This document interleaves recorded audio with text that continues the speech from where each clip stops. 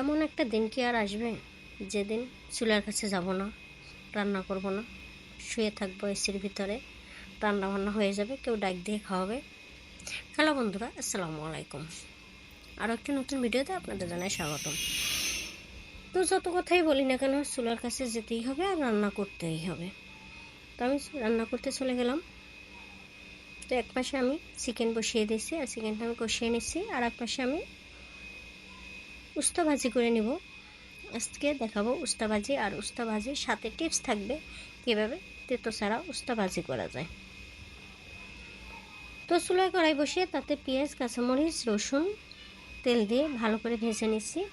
কিছুক্ষণ ভাজার পরে আমি তাতে যোগ করে দিয়েছি চিংড়ি মাছ, ছোটো চিংড়ি, দেশি ছোটো চিংড়ি দিয়েছি।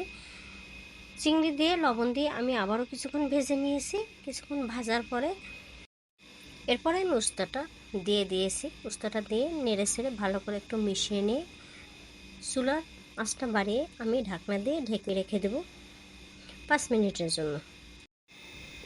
উস্তা তেতাও যাতে না লাগে তার জন্য প্রথমে উস্তাটা কেটে কিছু লবণ দিয়ে মেখে রেখে দেবো আমি 30 মিনিটের জন্য। 30 মিনিট পরে আমি উস্তাটা ভালো করে হাতে কষলে কষলে উস্তার ভিতরে যে তেতো পানিটা থাকে ওইটা বের করে ফেলে দেবো। এরপর পানি দিয়ে ভালো করে উস্তাটা ধুয়ে নেব। ধুয়ে নিয়ে আমি ভাজি করে নেব।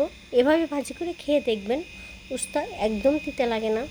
তিতা ছাড়া উস্তা, বাচ্চা থেকে শুরু করে সবাই খাবে এরকম উস্তা ভাজি করলে। তো আজকে আমার উস্তা ভাজিটা কেমন হয়েছে অবশ্যই কমেন্ট করে জানাবেন। আর আমার এই উস্তা ভাজিটা সবাই খুব পছন্দ করে, আর বিশেষ করে আমার ছেলে খুবই পছন্দ করে।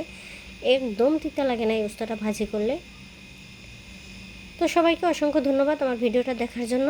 আর যদি ভিডিওটা ভালো লাগে অবশ্যই লাইক, কমেন্ট আর শেয়ার করতে ভুলবেন না। Thank you for watching.